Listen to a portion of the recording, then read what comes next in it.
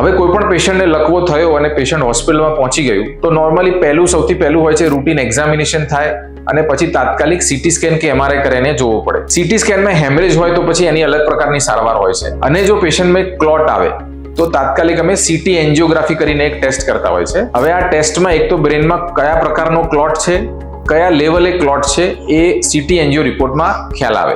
જો કોઈ મેજર નળી એટલે આપણા હાર્ટથી બ્રેનમાં લઈ જતી નળીઓ હોય છે, જે આગળ બે મેજર નળી કહેવાય અને નાના મગજની પાછળની નળી કહેવાય. જો આ કોઈ મેજર નળી બ્લોક ના હોય તો થ્રોમ્બોલિસિસ એક ઇન્જેક્શન આપી શકાય, જેમ કે અલ્ટીપ્લેસ, ટેનેક્ટપ્લેસ જેવા ઇન્જેક્શન આપી શકાય છે, જેનાથી ક્લોટને ડિઝોલ્વ કરી શકાય અને પેશન્ટના સુધારાની શક્યતા વધી જાય. જો કોઈ મેજર નળી બ્લોક હોય, જેમ કે આગળની મેઇન નળી જે કેરોટિડ આર્ટરી બ્લોક હોય, તો પછી એમાં મિકેનિકલ થ્રોમ્બેક્ટોમી એક પ્રકારની પ્રોસિજર હોય છે કે જેમાં ક્લોટને આપણે રિમૂવ કરી શકીએ. અને બીજી એક પ્રોસિજર હોય છે જેને સ્ટેન્ટિંગ કહેવાય. જેમ હૃદયના દર્દીઓને એટેક આવે અને નળી બ્લોક હોય તો જે સ્ટેન્ટ મૂકી શકાય છે, એવી રીતે બ્રેનમાં પણ કોઈ નળી હોય અને બ્લોક થયેલી હોય તો એને સ્ટેન્ટ મૂકીને લકવાને બગડતો અટકાવી શકાય. આ બધી સારવાર જો પેશન્ટ જલ્દીમાં જલ્દી હોસ્પિટલમાં આવી જાય તો જ એના સારા રિઝલ્ટ મળતા હોય છે. અને ઘણા બધા સિલેક્ટ પેશન્ટમાં અમે 12 કલાક કે 24 કલાક સુધી પણ આ પ્રકારની પ્રોસિજર કરતા હોઈએ છીએ. અને આ ફેસિલિટી એટલે કે DSA,